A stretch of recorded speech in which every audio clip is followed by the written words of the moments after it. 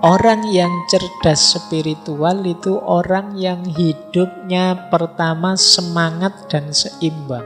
Jadi bukan orang yang loyo, males-malesan, rebahan tidak jelas, tapi semangat, penuh semangat dan seimbang. Seimbang itu ya tidak terlalu kayak tadi loh, tidak terlalu berat di spiritualnya saja, melupakan emosional, melupakan intelektual, tapi yo imbang, ya dunia yo akhirat, yo lahir yo batin.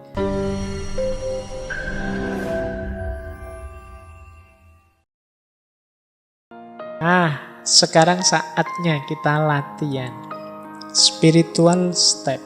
Langkah apa saja sih yang harus aku lakukan biar aku tambah cerdas secara spiritual? Nah, diawali dari kesadaran kekinian kedisinian. Nah, ini mari kita bangun sekarang kecerdasan spiritual kita. Pertama-tama diawali dari penerimaan, ridho terhadap situasi kita hari ini apapun itu. Jadi awal ridho ini akan jadi kunci. Awal penerimaan ini akan jadi kunci. Kalau di awal kita sudah tidak terima, kita sudah menyangkal, kita sudah tidak puas, sulit kita menghidupkan kecerdasan spiritual kita. Yang ada hanya mengeluh-mengeluh, protes-protes, dan lain sebagainya. Maka yang pertama penting kesadaran kekinian kedisinian. Jadi cuma untuk menerima itu kan kita harus tahu yang kita terima itu apa. Nanti jangan-jangan ada yang bilang, tidak ada yang ngirim Pak, saya nerima apa juga. Jadi situasi kita hari ini, kondisi kita hari ini. Nah, untuk tahu situasi yang harus kita terima, disitulah pentingnya ilmu. Jadi pengetahuan baik tentang diri kita maupun tentang situasi lingkungan di sekeliling kita. Oh iya, saya sadar aku ini sampai detik ini masih orangnya pemarah. Saya terima dulu. Jadi banyak orang yang pemarah tapi tidak ngaku kalau dia pemarah. Maka kesadaran untuk kekinian kedisinian itu penerimaan diri yang itu diawali dari ilmu, pengetahuan kita tentang diri kita sendiri. Aku ini tipe yang orang gimana sih? Nah, diterima dulu, jangan diingkari, jangan denial. Kalau sudah, baru niat, azam yang kuat, niat. Saya masih pemarah, saya tahu, tapi aku akan berusaha untuk lebih baik.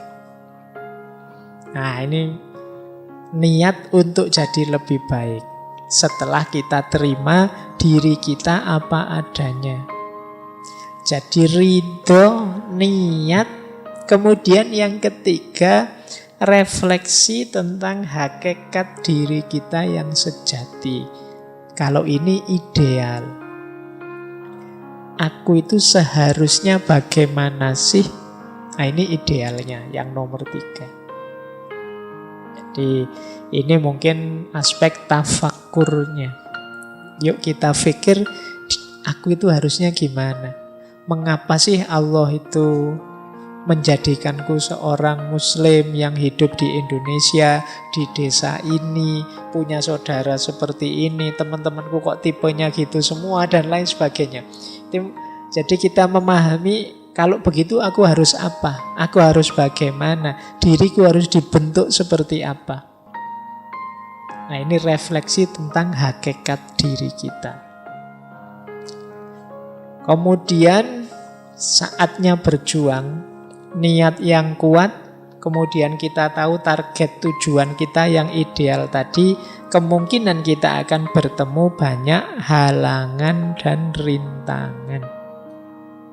Di situ saatnya kita menaklukkannya.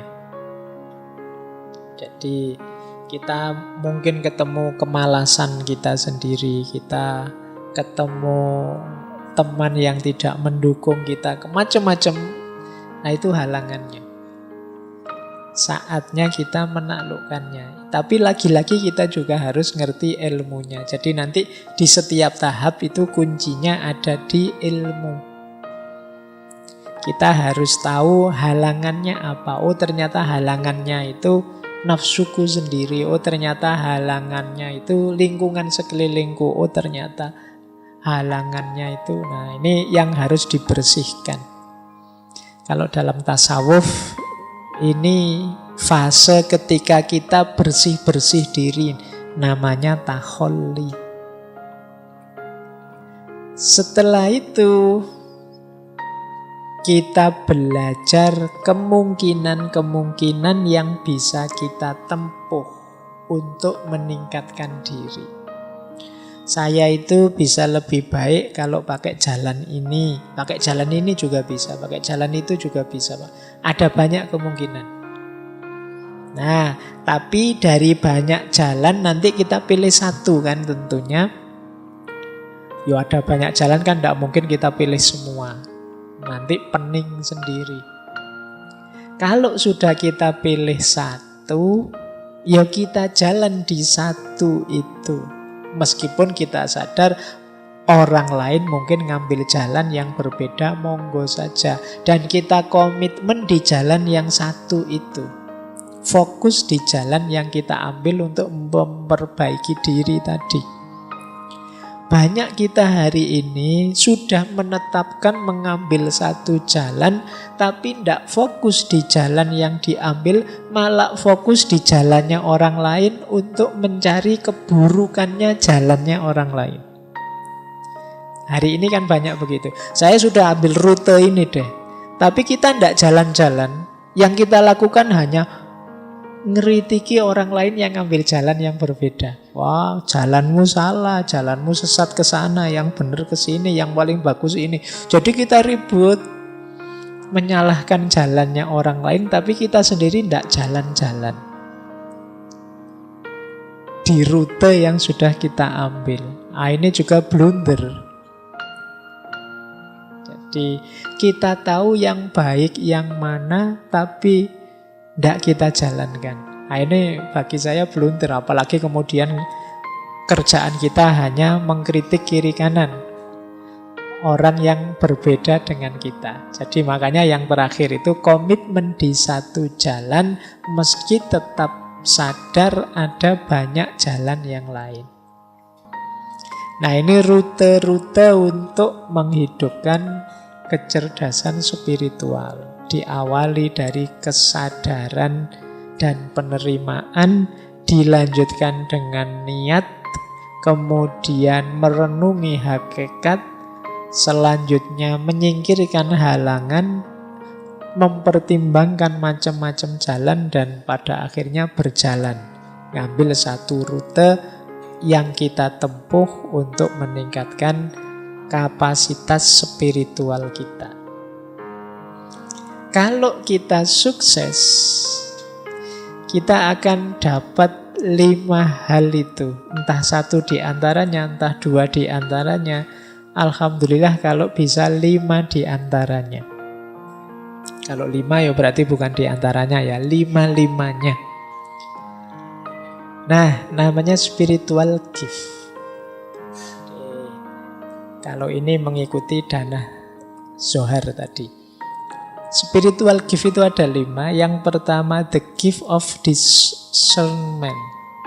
Jadi kemampuan atau anugerah mampu mencerna. Jadi anugerah mampu mencerna itu kemampuan kita untuk memahami. Itu anugerah.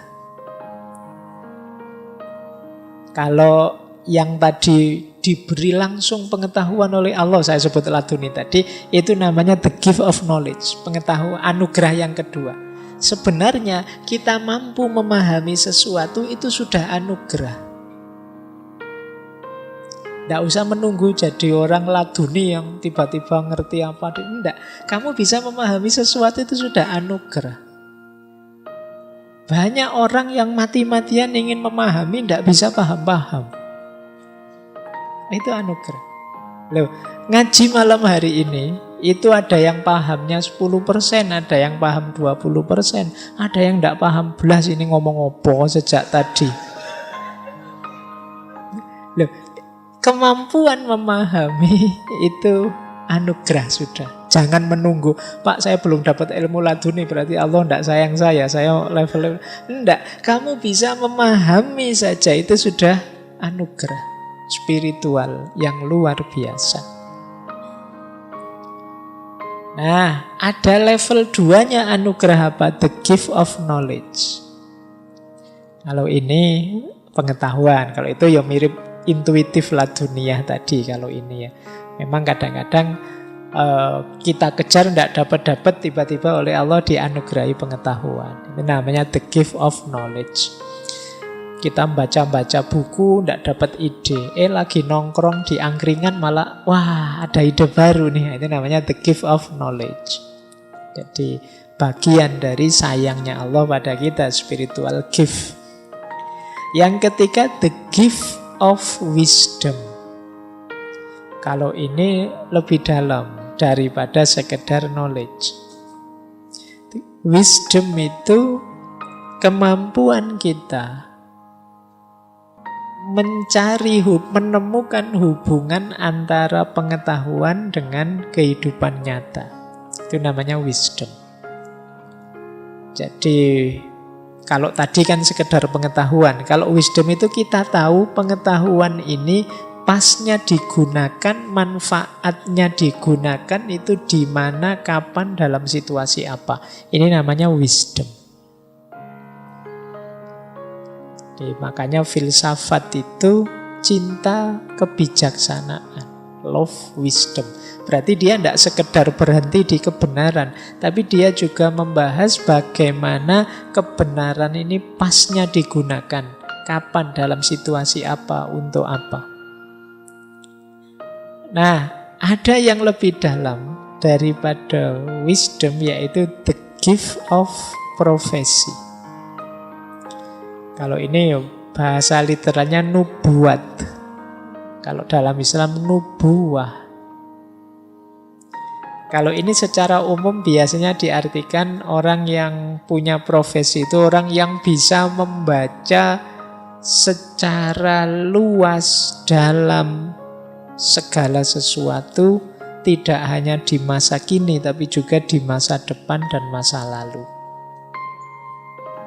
Ini orang yang mendapatkan anugerah profesi jauh lebih dalam daripada wisdom, karena jangkauannya jauh lebih luas, lebih dalam, lintas waktu. Ini namanya profesi nubuah. Kalau dalam Islam jenisnya kenabian. Ada lagi yang lebih dari itu, namanya the mind of God. Kalau diterjemahkan letterlek itu seperti pikiran Tuhan. Ini orang hidup yang kalau bahasanya tasawuf itu kalau berjalan ya Tuhan jadi kakinya, kalau melakukan sesuatu Tuhan jadi tangannya, kalau melihat Tuhan jadi matanya. The mind of God. Orang yang keinginannya sudah selaras persis dengan keinginannya Tuhan. Ini lebih tinggi. Ini spiritual gift. Anugerah spiritual yang mungkin diperoleh orang yang cerdas secara spiritual. Dari level paling biasa namanya kemampuan memahami, sampai pengetahuan, sampai wisdom lebih tinggi, bisa sampai profesi, bisa sampai mind of God. Sufi-sufi tertentu itu kadang orang menyebutnya sampai di level mind of God. Baik, ya ini gambaran saja. Setelah tadi berusaha macam-macam, sekarang ada buahnya. Yuk kita lanjutkan. Nah, Kalau tadi buah dari sisi kapasitas spiritual, kalau ini buah dari sisi hidup konkret kita. Orang yang cerdas spiritual itu orang yang hidupnya pertama semangat dan seimbang. Jadi bukan orang yang loyo, males-malesan, rebahan tidak jelas, tapi semangat, penuh semangat. Dan seimbang. Seimbang itu ya tidak terlalu kayak tadi loh, tidak terlalu berat di spiritualnya saja, melupakan emosional, melupakan intelektual, tapi yo imbang, ya dunia ya akhirat, ya lahir ya batin. Tidak kok batinnya canggih luar biasa tapi lahiriahnya sakit-sakitan, tidak, seimbang. Jadi semangat dan seimbang. Kemudian orang yang cerdas spiritual itu biasanya mampu mengontrol diri dan mengontrol emosinya. Karena saya bilang tadi ya, spiritual intelijen atau kecerdasan spiritual itu mengatasi semuanya. Jadi tidak mungkin orang cerdas spiritual tidak cerdas secara intelektual, tidak cerdas secara emosional. Pasti sudah ada di level tertentu dalam hal intelektual maupun emosional. Jadi dia pasti mampu mengontrol diri dan emosi. Kemudian reflektif dan introspektif. Jadi mampu muhasabah. Orang yang hidupnya tidak asal-asalan, tapi hidup yang serba hati-hati, penuh refleksi. Nah, kemudian cerdas spiritual itu orang yang siap naik dan siap turun. Dalam tanda petik ya. Nanti jangan diartikan retterlek. Jadi siap naik itu orang yang sukses, ayo siap mentalnya. Gagal juga tidak masalah, siap juga. Ditakdir seneng, alhamdulillah. Ditakdir susah, ya innalillah, semuanya miliknya Allah. Nah ini orang yang cerdas secara spiritual. Bukan orang yang kalau seneng lupa diri, kalau susah putus asa. Berarti kurang cerdas secara spiritual. Kemudian cerdas spiritual adalah orang yang mau berjuang sekaligus mau berkorban. Jadi ya ndak nyari enaknya saja terus. Banyak orang yang ketika berjuang, ayo siap aku berjuang. Begitu ditagih pengorbanannya, nanti dulu kalau itu. Ayo wis kita sukseskan program kita ini. Tapi ini biayanya besar loh. Oh, kalau itu nanti dulu. Pokoknya kalau ditantang siap, tapi begitu ditagih pengorbanan terus mengkeret semua. Nah, orang yang cerdas spiritual yo siap berjuang sekaligus siap berkorban. Nah, termasuk yang keenam, cerdas spiritual itu hidup dalam cinta dan pengabdian. Jadi hidup yang tidak egois, hidup yang ingin kesuksesan tidak dinikmati sendiri tapi juga berbagi dengan yang lain. Penuh cinta dan pelayanan pada sesama. Nah, ini ciri-ciri cerdas spiritual. Nah, sekarang strateginya. Ini tipsnya. Ada rumus hati, heart. Ini singkatannya. Ini biar kayak stand up itu terus ada singkatannya. Nah, hanya adalah heal in his presence. Jadi hidup yang sehat di hadapannya. Jadi itu simbol orang yang sebut saja kalau bahasa agama khusyuk. Makanya itu manifestasi huruf H itu mindfulness. Hidup yang sungguh-sungguh, hidup yang khusyuk, tidak asal-asalan. Jadi Makan ya dinikmati makannya serius sungguh-sungguh. Tidur ya tidur yang serius sungguh-sungguh.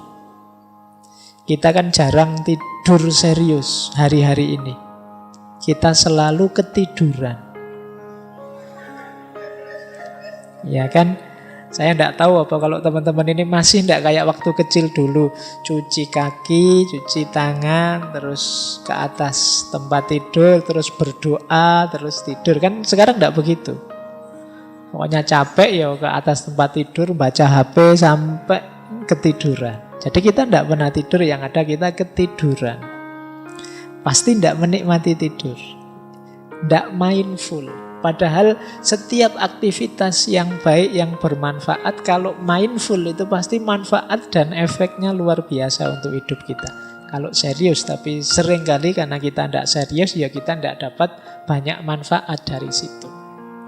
Sholat, ngobrol, ngaji, silaturahim, baca buku, dan lain sebagainya, itu kan aspek-aspek yang kegiatan-kegiatan yang baik dalam hidup kita. Tapi karena kita tidak sungguh-sungguh, tidak mindful tadi, ya efeknya jadi tidak maksimal.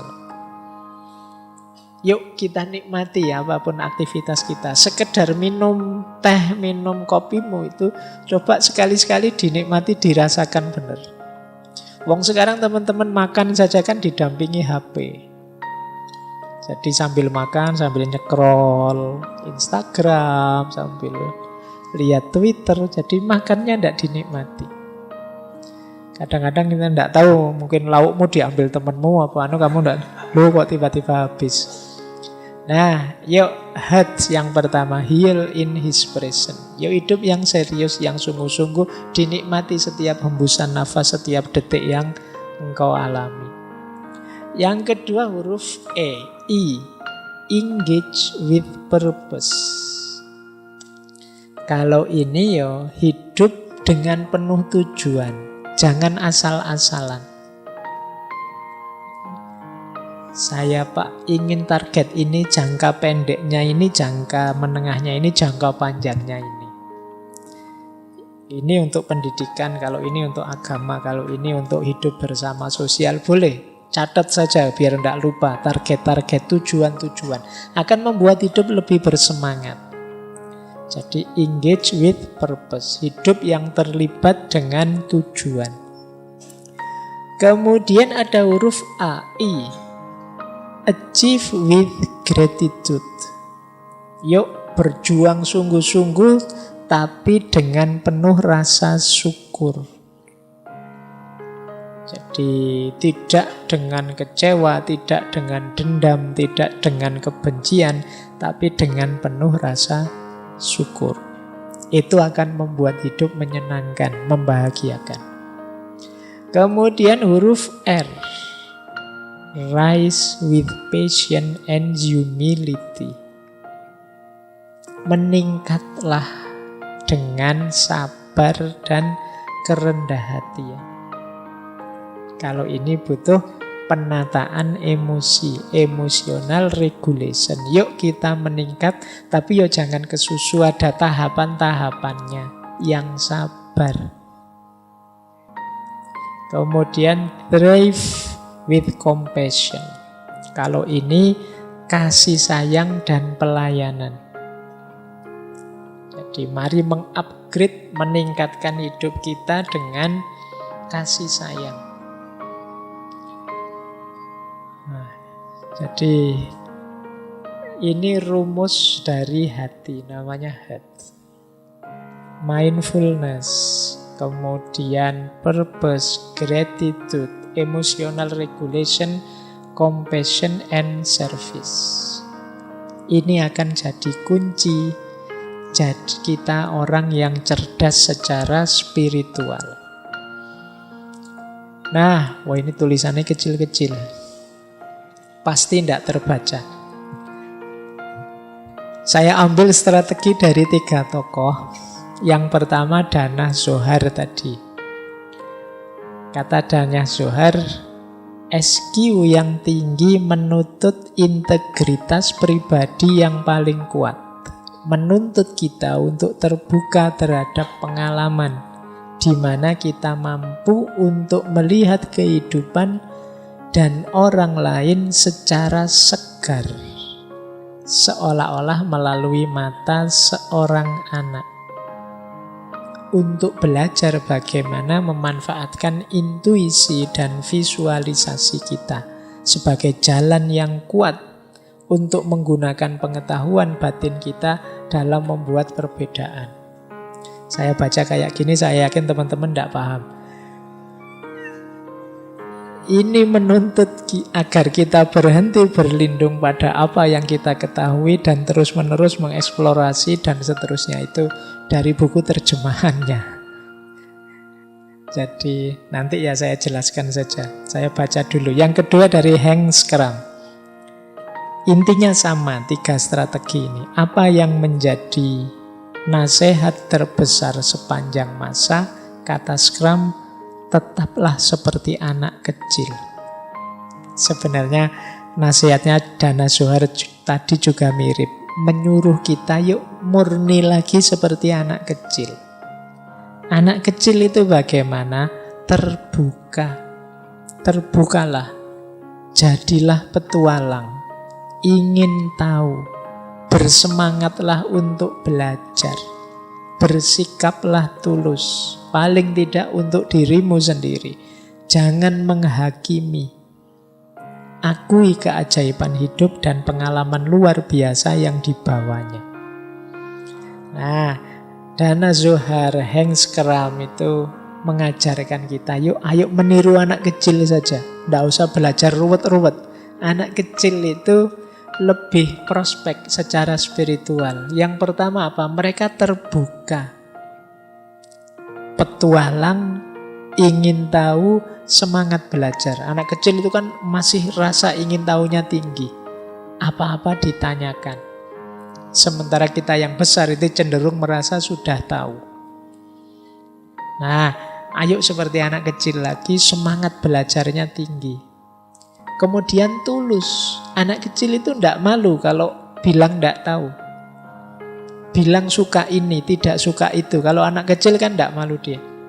Aku ingin ini, aku ingin itu, tidak suka ini, tidak suka itu, tulus. Kita tambah besar, tambah palsu. Kadang-kadang kita seneng tapi bilangnya enggak. Kamu seneng ya? Enggak, kata siapa misalnya. Padahal ya seneng. Kita tambah lama tambah palsu. Kita takut bilang apa adanya. Seneng sih, tapi apa ya dia mau padaku, kan lebih positif untuk dirimu. Bersikaplah tulus, jangan menghakimi. Kita tambah besar, tambah banyak ilmu, rasanya lebih suka menghakimi. Oh ini anak soleh, kalau ini setengah soleh, oh kalau itu solehnya tinggal 1/4. Ini kita itu senengannya menghakimi, memberi label-label. Kalau anak kecil kan tidak begitu. Anak kecil apa saja dinikmati. Dan mengakui segala momen, menikmati segala pengalaman yang luar biasa yang dia alami. Kalau mengalami apa kan heboh anak kecil itu. Wow seneng. Kalau kita kan kadang agak jaim. Padune seneng tapi gengsi nanti. Masuk dianggap nggak ngerti kan, malu kan. Tapi enggak, kalau anak kecil itu seneng-seneng aja. Enggak seneng ya enggak seneng saja.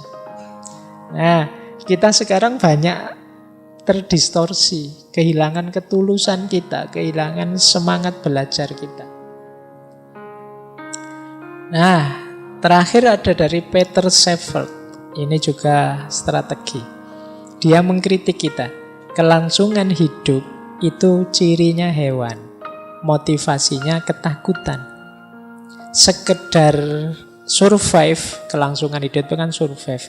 Itu tidak cocok untuk makhluk spiritual. Kalau makhluk spiritual seperti kita, itu keingintahuan, kasih sayang, dan kreativitas. Itu kuncinya. Motivasinya cinta. Nah, jadi kalau jawaban kita hidup yang penting jalan, yang penting hidup, yang penting sehat, nyaman kan gitu aja, itu tidak manusia. Kalau sekedar nyaman ya binatang juga nyari nyaman, nyari enak, dan nyari hidup. Kalau manusia tidak di situ. Kalau sekedar itu ya level kita turun. Makhluk spiritual itu Cirinya ingin tahu, kasih sayang, dan kreativitas. Jadi melahirkan hal-hal yang baru. Nah, ini dari Peter Sheffield. Baik, ringkasnya. Ini kok tiba-tiba ringkasnya. Manusia cerdas spiritual itu profilnya seperti itu yang saya tulis. Dia mengenali dirinya dan dari sekitarnya. Kemudian menjalani hidup dengan tulus dan rendah hati. Dia sadar batas pengetahuannya, percaya pada kebijaksanaan hidup.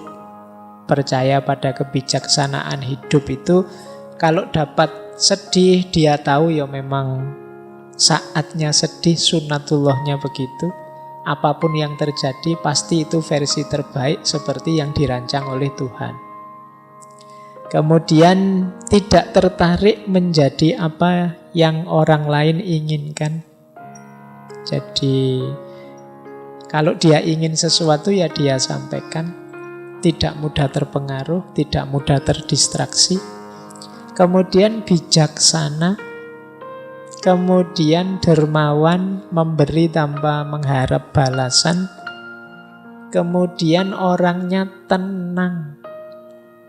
Tidak mudah panik, tidak mudah heboh. Kemudian merangkul siapapun yang hadir dengan rasa bersyukur.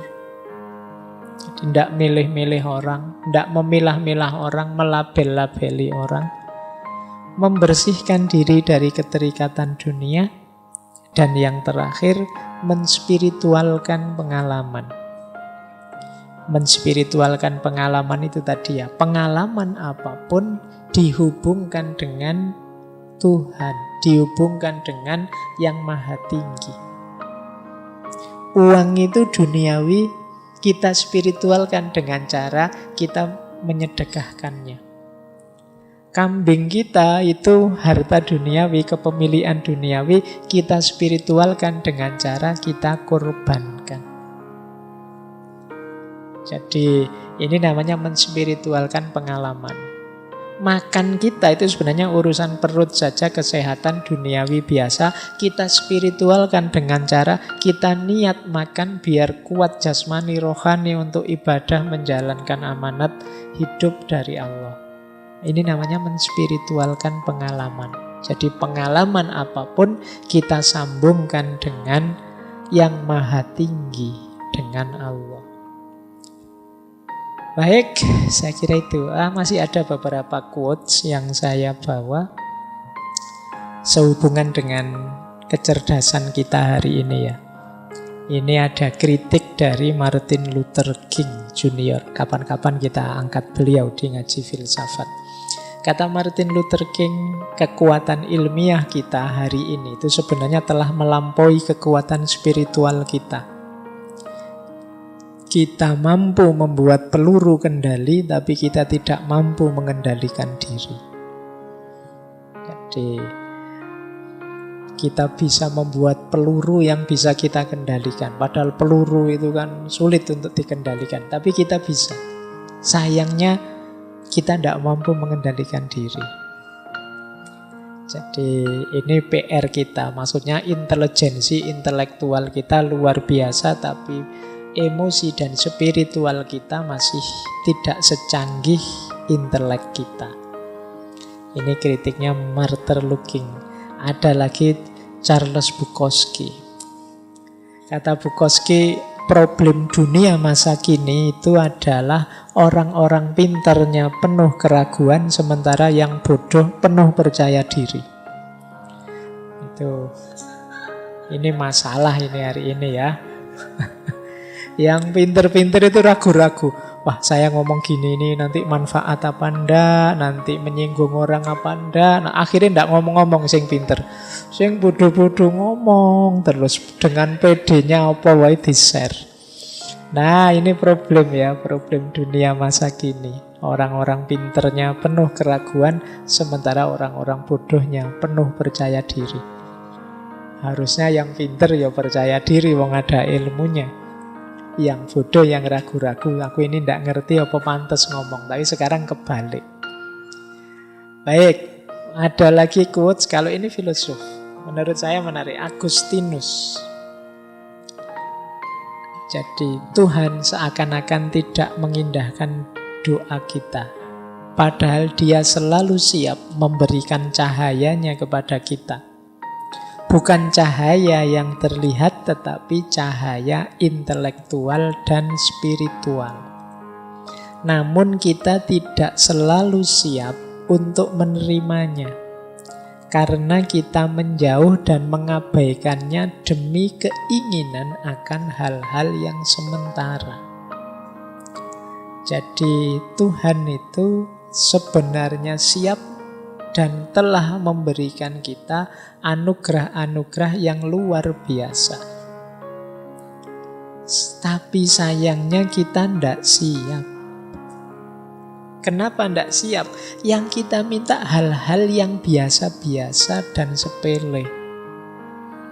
Sehingga apa? Wadah kita tidak cukup untuk menerima anugerah Tuhan yang luar biasa. Sehingga terus kita protes, ya Allah aku minta ini saja kok tidak dikabulkan. Padahal Allah sudah memberi yang jauh lebih luar biasa daripada yang Dia minta. Ini katanya Agustinus. Sayangnya karena kita fokusnya pada hal-hal remeh yang kita minta, sehingga anugerah Allah yang luar biasa itu meleset. Tidak bisa kita terima. Jadi ini situasi kita, kata Agustinus.